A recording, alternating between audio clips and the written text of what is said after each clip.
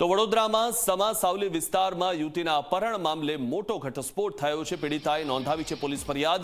યુવતીને નગ્ન કરીને નચાવવામાં આવી અને ચપ્પાના ડામ દીધા, ત્યારે આ પ્રકારનો આરોપ થઈ રહ્યો છે। યુવતીનું પૈસાની લેતી દેતીમાં અપહરણ થયું હોવાનો પણ ખુલાસો થયો છે। કારમાં આવેલા 3 આરોપીઓએ યુવતીને લઈ જઈને માર માર્યો હતો। સ્પા સેન્ટરમાં જ કામ કરતી યુવતીએ પોતાના પતિ સાથે મળીને અપહરણ કરાવ્યું હતું। પોલીસે યુવતીની ફરિયાદના આધારે 3 આરોપીઓની ધરપકડ કરી છે। મહત્વનું છે કે સ્પા સેન્ટરમાં સાથે કામ કરતી ભૂતપૂર્વ કર્મીએ જ પોતાના પતિ અને સાગરીત સાથે મળીને અપહરણ કર્યું હતું અને પોતે ઉછીના આપેલા પૈસા માંગતા યુવતીનું અપહરણ કરવામાં આવ્યું હતું। સાથે જ કામ કરતી શિવાની, તેનો પતિ અને અન્ય એક મહિલાએ ઢોરમાર મારીને યુવતીને ગોંધી રાખી હતી।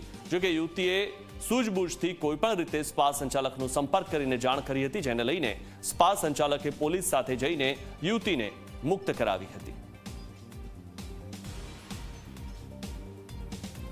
વેલનેસ સ્પા નામના કેન્દ્રમાં કામ કરતા હતા અને તેમને અહીંયાથી વાહનમાં લઈ જઈને જુદા જુદા વિસ્તારમાં અને તાંદલજા વિસ્તારમાં લઈ જવામાં આવ્યા હતા અને ત્યાં એમને માર મારવામાં આવ્યો હતો। એ પ્રકારની એમની ફરિયાદ છે। તપાસમાં જે આરોપીઓનું નામ અત્યાર સુધી જાણવામાં આવ્યા છે, જે બહાર આવ્યું છે, એમાંથી તમામ જે સંકળાયેલા હતા એ 3 આરોપીઓને હાલ અટક કરવામાં આવ્યા છે।